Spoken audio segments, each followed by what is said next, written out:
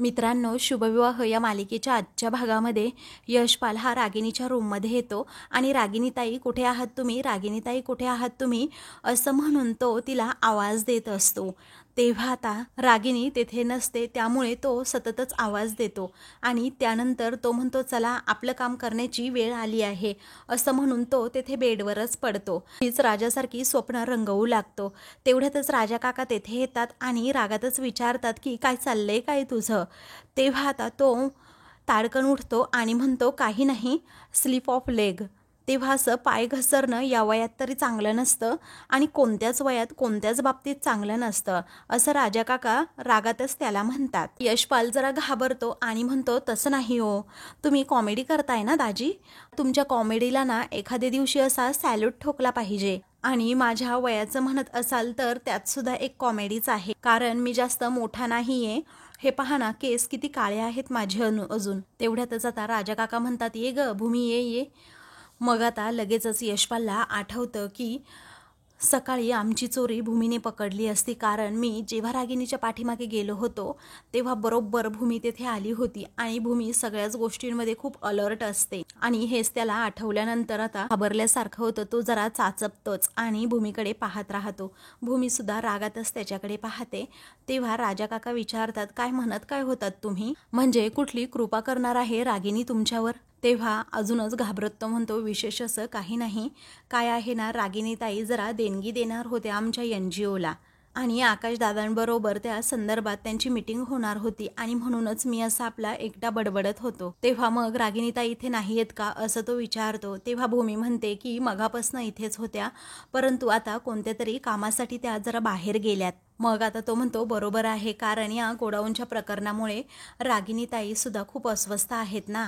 मला असं वाटतंय देव करो आणि लवकरात लवकर या प्रकरणाचा छडा सुद्धा लागो। मग आता भूमी आणि राजा काका संशयित नजरेने त्याच्याकडे पाहतात। तेव्हा तो आता लगेचच म्हणतो राजा काका कसं आहे ना, जर फायनान्सरच असं टेन्शनमध्ये असेल तर आमच्यासारख्या आश्रितांनी मग करायचं काय। आता नाहीये का रागिनीताई, मग ठीक आहे मी येतो हा असं म्हणून तो त्या दोघांचाही निरोप घेऊन जायला निघतो। तेव्हा आता तो गेल्यानंतर राजा काका म्हणतात विचित्र माणूस आहे ना। तेव्हा भूमी आता त्यांना दूध देत म्हणते की हो काका मला हे असंच वाटतंय, पण काका आता सध्या तो विषय नाही आपल्यासाठी महत्त्वाचा। तेव्हा वेगळं काही महत्त्वाचं सांगायचंय का तुला असं राजा काका विचारतात। भूमी म्हणते हो, उद्या तुम्ही जेव्हा ऑफिसमध्ये जाल ना तेव्हा असं म्हणून ती मागे पाहते, तर तेथे तिला असं वाटतं की आता तो यशपाल सगळं काही ऐकतोय, म्हणूनच ती आता लगेच विषय टाळते आणि म्हणते काका मी तुम्हाला काही लिस्ट पाठवते, म्हणजे मला त्या लिस्टमधलं काही सामान हवंय उन्हाळ्यासाठी लागणारं, म्हणजे ड्रायफ्रुट्स वगैरे, त्याचबरोबर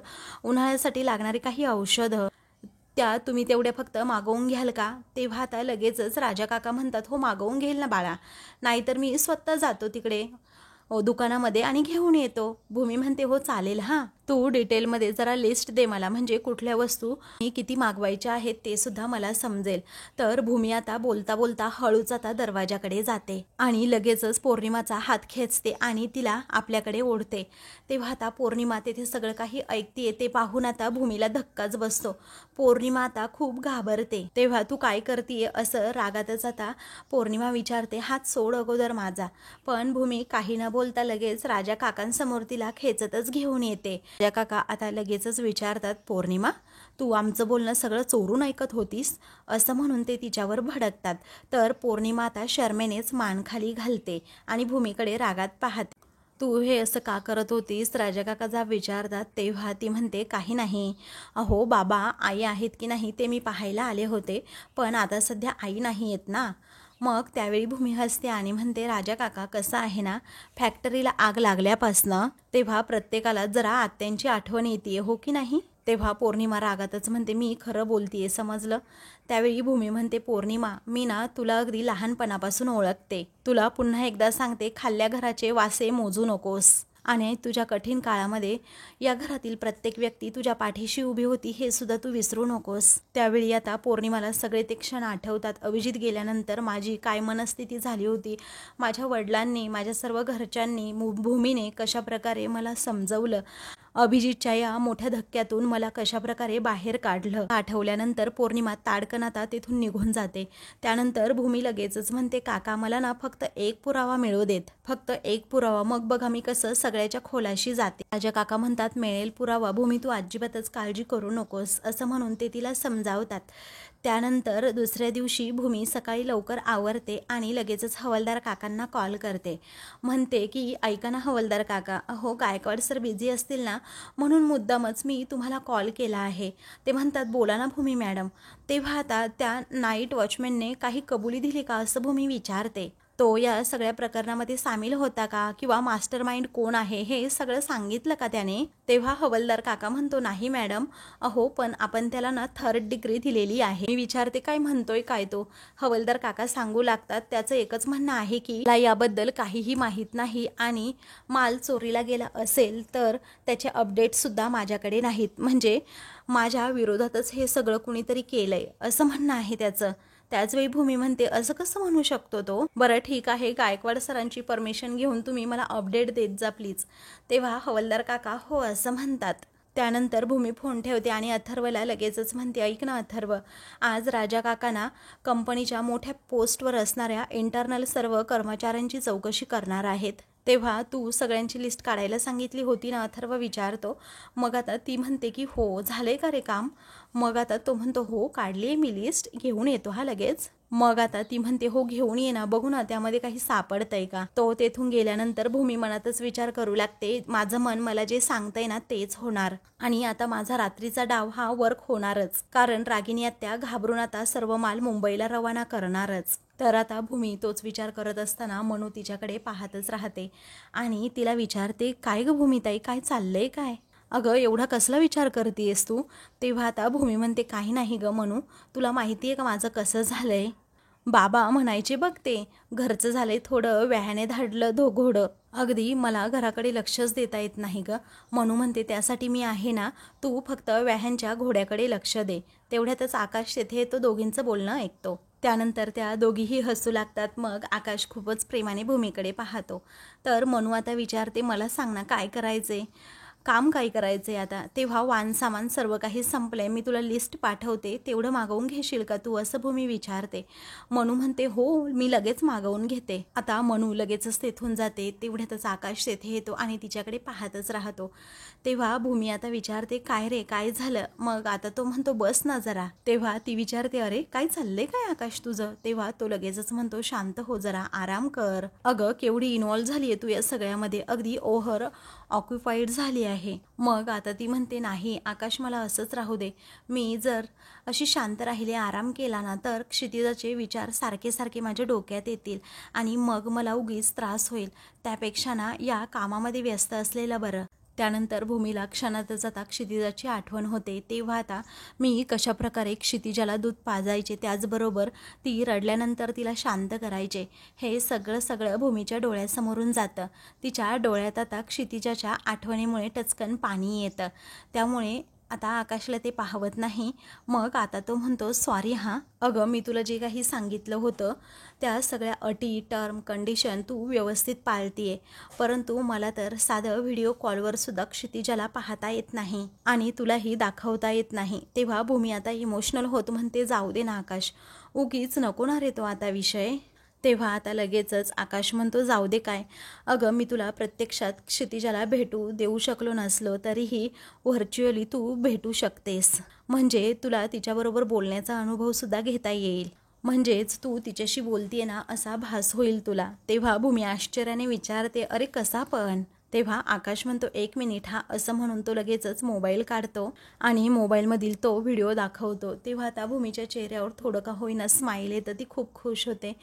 तेव्हा आकाश विचारतो की छान आहे ना? तेव्हा ती म्हणते, हो आकाश खूप छान आहे, थँक्यू सो मच आकाश, असं म्हणून त्या व्हिडिओकडे ती सतत पाहत असते, कारण त्यामध्ये एक छोटंसं बाळ असतं आणि ते भूमीकडे पाहून गोड हसत असतं। तेव्हा आता तो म्हणतो की मी AI वापरून बनवला आहे खास तुझ्यासाठी आणि तुला हा व्हिडिओ आवडणार हे मला माहीत होतं, असं आकाश म्हणतो। तेव्हा भूमी म्हणते, अरे मला एका क्षणी असंच वाटलं होतं की क्षितिजा माझ्या समोरच आहे, मग नंतर असं वाटलं की तिला जवळ घ्यावं, तिला बिलगावं, तिला कुशीत घ्यावं असं म्हणून ती आकाशच्या खांद्यावर आता डोकं टेकवते आणि क्षितिजाच्याच विश्वामध्ये अगदी रमून जाते. मग आता ती पुन्हा पुन्हा आकाशला थँक्यू म्हणते आणि खूप छान व्हिडिओ असल्याचं सांगते. तेव्हा आकाश म्हणतो, मला माहीत होतं भूमी तुला हा व्हिडिओ नक्कीच आवडणार आणि म्हणूनच मी खास तुझ्यासाठी बनवला. त्यानंतर पोलीस स्टेशनमधून आकाशला फोन येतो. तेव्हा फोनवरचं बोलणं ऐकून त्याला आता मोठा धक्काच बसतो. भूमी पटकन आता बाजूला होते आणि विचारते, काय झालंय आकाश? आकाश आता फोन ठेवतो आणि म्हणतो की अगं भूमी, एक गुड न्यूज आहे, आपला माल पूर्णपणे सापडलाय. तेव्हा ती आता लगेचच विचारते, कुठे रे आकाश? तेव्हा आकाश आता तिच्याकडे पाहतच राहतो. तर दुसरीकडे गायकवाड सर हे हवालदारांना सांगतात, त्या दोन्ही ट्रक ड्रायव्हरचे कॉल डिटेल्स त्याचबरोबर लोकेशन ट्रेस करा, मला लवकरात लवकर हवंय, फास्ट करा हे सगळं काम. त्यानंतर आता गायकवाड सरांकडे भूमी आणि आकाश हे दोघेही येतात. तेव्हा गायकवाड सर म्हणतात, बरं झालं तुम्ही दोघे इथे आलात, नाहीतर मी तुमच्याकडे येणारच होतो. बरं दोन्हीही ट्रकमधील माल आयडेंटिफाय केला का असं आता लगेचच गायकवाड सर विचारतात. तेव्हा आकाश म्हणतो, हो केला आणि तो सर्व माल आमचाच आहे. त्यानंतर आता माल व्यवस्थित आहे ना सगळा असं पुन्हा ते विचारतात. आकाश म्हणतो, हो सगळं व्यवस्थित आहे आणि मालसुद्धा आपलाच आहे.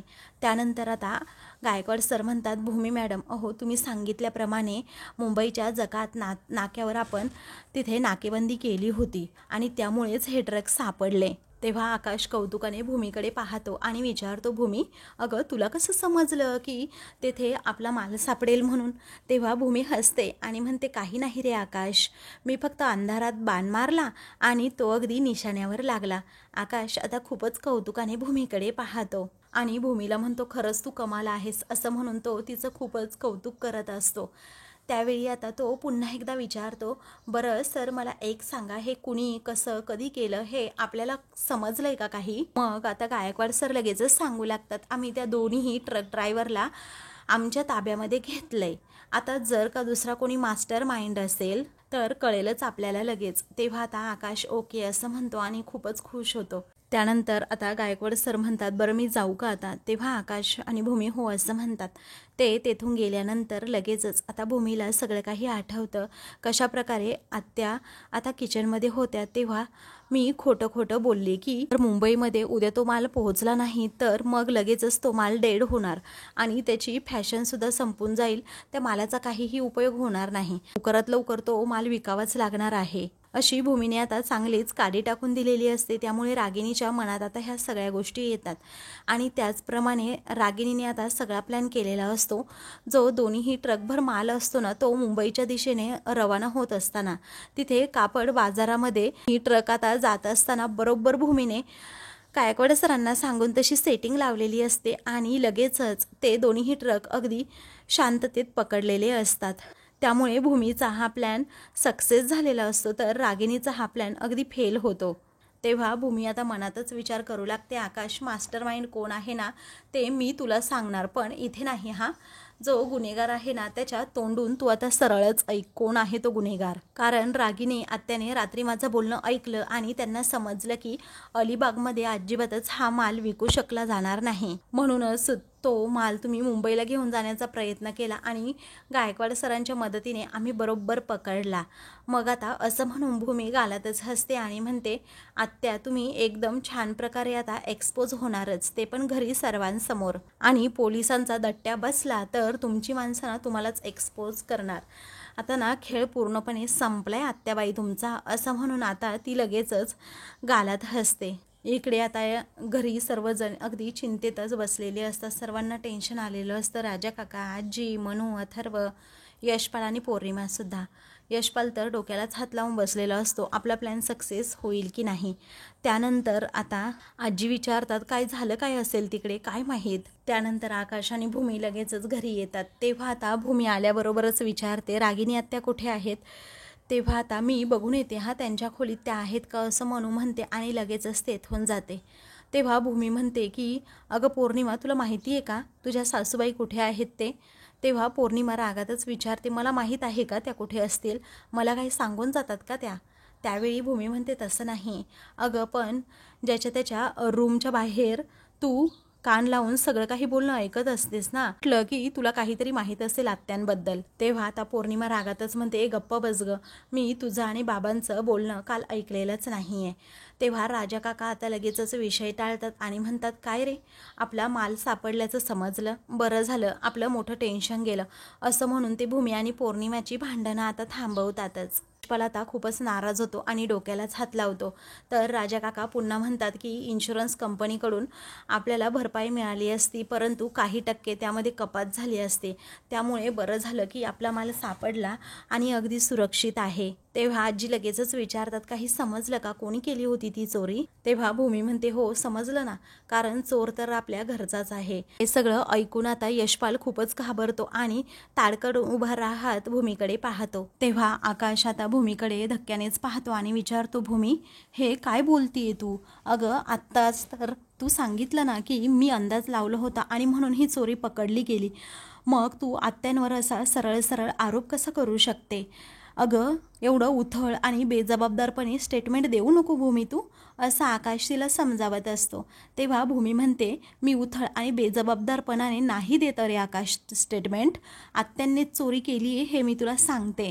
मग आता यशपाल अजूनच घाबरतो की या भूमीने सत्य शोधून काढलं की काय, या विचाराने तो आता सगळ्यांकडे पाहतो आणि त्याला घामच फुटतो. आता यशपाल हा खूपच घाबरतो आणि म्हणतो, अरे बापरे, ही पोरगी ना खरंच खूप डेंजर आहे.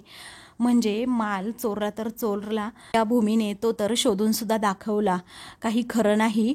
आता या रागिनी आत्या कुठे जाऊन बसल्या आहेत काय माहीत. प्लॅनचे आता 12 वाजले आहेत असं यशपाल मनातच म्हणतो आणि खूपच टेन्शनमध्ये येतो.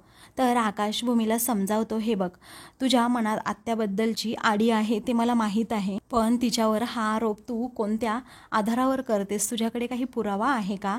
तेव्हा आता भूमी लगेचच म्हणते, हो सांगते ना मी. मग आता लगेचच भूमी म्हणते, हो सांगते ना, अरे काल रात्री मी गायकवाड सरांबरोबर बोलत असताना आत्या आमचं बोलणं ऐकत होत्या आणि मुद्दामच आम्ही दोघांनी एक ट्रॅक लावला. मी गायकवाड सरांना सांगितलं की हा चोरलेला जो माल आहे ना, ते असे अलिबागमध्ये नाही विकू शकत, त्यांना तो माल तिकडे मुंबईलाच न्यावा लागेल. आणि असं म्हणून आता ती पुढे सांगू लागते की मी गायकवाड सरांना हे सुद्धा सांगितलं, मुंबईच्या कपडा बाजारमध्ये तो माल घेऊन जावा लागेल. आणि कसं आहे ना, फॅशन ट्रेंडिंग एकदा संपलं ना तर त्या मालाचा काहीही उपयोग होणार नाही, तो माल डेड होऊन जाणार आणि हा माल ना उद्याच्या उद्याच मुंबईला न्यावा लागेल. बरोबर हा ट्रॅप आम्ही दोघांनी लावला होता आणि आत्या बरोबर तशाच वागल्या, असं भूमी आता आकाशला सांगते. कारण आकाश मी जे बोलले ना सेम तशाच त्या वागल्या आहेत आणि त्यांनी त्यांच्या माणसाला सांगून ना तो माल मुंबईला घेऊन जाण्याचा प्रयत्न सुद्धा केला. तेव्हा भूमीच्या बोलण्याचा आता सर्वजण विचार करत असतात. त्यानंतर आकाश म्हणतो, भूमी, अगं त्या ट्रक ड्रायव्हरचे सुद्धा कॉन्टॅक्ट असतात, त्यांना समजलं असेल ना आपण सर्व बाजूने त्यांची कोंडी केली आहे. अगं भूमी, हा एक योगायोग असू शकतो. तेव्हा भूमी रागातच म्हणते, आकाश एवढा योगायोग? आणि खरंच काल रात्री मी ते बोलले आणि आज आत्यांनी सेम तेच केलं. तेव्हा लगेचच आकाश म्हणतो, हो पण या बाबतीत तुझ्याकडे काहीही ठोस पुरावे नाही आहेत भूमी. मग आता ती लगेचच म्हणते, ड्रायव्हर्स पकडले गेले आहेत ना आकाश, पोलीस लगेचच त्यांच्याकडून वदवून घेतील आणि ठोस पुरावा सुद्धा मिळेल. त्यानंतर मनू आता तेथे येते आणि म्हणते, ताई भाऊजी ऐका ना, मी आईंना सगळीकडे पाहिलं परंतु त्या कुठेच नाही आहेत. अथर्व म्हणतो, ती टेरेसवर किंवा गार्डनमध्ये फिरत असेल ना जरा. तेव्हा मनू म्हणते, हो रे अथर्व, मी सगळीकडे पाहिलं पण ती कुठेच नाही आहे. तेव्हा अशी कुठे गेली ती, असं लगेचच अथर्व विचारतो. अहो बाबा, तुम्हाला सांगून गेली आहे का आई? सकाळी गेली तेव्हा तुम्हाला काही कळलं का? त्यावेळी राजा काका म्हणतात, नाही रे बाळा, मला नाही माहीत ती कुठे गेली. मग आता शेवटचं तुम्ही कधी पाहिलं होतं असं तो विचारतो. तेव्हा राजा काका सांगू लागतात की मी रात्री जरा लेटच झोपलो, त्यानंतर ती कधी आली ते माहीत नाही, सकाळी उठल्यानंतर ती झोपलेली नव्हती शेजारी, मग कुठे गेली काय माहीत. तेव्हा आकाश तू फोन कर रे रागिनीला, असं आता राजा काका म्हणतात. त्यावेळी आता लगेचच आकाश रागिनी आत्याला फोन करतो परंतु आउट ऑफ कव्हरेज येत असतो, त्यामुळे आता सर्वांनाच धक्का बसतो. तेव्हा फोन लागत नाही हे पाहताच राजा काका म्हणतात, थांबा मी ऑफिसमध्ये करून पाहतो. तेव्हा ऑफिसमध्ये फोन केल्यानंतर राजाराम काका लगेचच रागिनीची चौकशी करतात. तेव्हा रागिनी न आल्याचं ऑफिसमध्ये सांगतात. त्यावेळी आता राजा काका पुन्हा म्हणतात ऑफिसमध्ये आल्यानंतर तिला घरी फोन करायला सांगा. तेव्हा आता आजी पण विचारतात कुठे गेली असेल. मग आता भूमी लगेचच म्हणते त्यांना समजलं असेल, त्यांचा डाव मी पकडलाय. या घरात त्यांना आता इथून पुढे कोणीही उभं करणार नाही आणि म्हणूनच त्या निघून गेल्या. तेव्हा आकाश म्हणतो भूमी तू कोणतेही निष्कर्ष काढू नकोस, आत्याला आता शोधणं गरजेचं आहे. त्यानंतर आकाश अथर्व तिला शोधायला जातात. तर आता लगेचच पौर्णिमा मनात विचार करते की आईंचं पितळ पुन्हा उघड पडणार या विचाराने त्या निघून गेल्या. आता घरातील सर्वात मोठी माझी सपोर्ट सिस्टीम गेली, आता मी काय करू एकटी इथे, असं म्हणून आता पौर्णिमा खूपच घाबरते. तेव्हा यशपालसुद्धा मनात विचार करू लागतो, रागिनी मॅडम अशा अचानक कुठे निघून गेल्या, मला भनकच लागू दिली नाही त्यांनी. सगळे आमचे डाव रिकामे झाले, बाईने तुरी दिली मात्र हातावर. तर भूमी मनात विचार करते तुम्ही कुठेही जाऊन लपा हो, मी तुम्हाला शोधून काढणारच. तर आता मित्रांनो पुढील भागामध्ये आकाश भूमी लगेचच रागिनी मिसिंग झाल्याची कंप्लेंट नोंदवण्यासाठी येतात. गायकवाड सर म्हणतात की मी कंप्लेंट नोंदवून घेतोय, परंतु आता आपल्याला लवकरात लवकर शोध घ्यायला हवा. हवलदार काका तेवढ्यातच तेथे येतात आणि सांगतात की एक डेड बॉडी सापडली आहे एका बाईची, परंतु ती अंगकाठीना सेम रागिनी मॅडमसारखी आहे. तेव्हा ओळख पटवण्यासाठी आकाश भूमी आता तिकडे जातात. तर त्या दोघांना ती बॉडी पाहून धक्काच बसतो. अशाच मालिकेंची पुढील भाग पाहण्यासाठी चॅनलला सबस्क्राईब करा.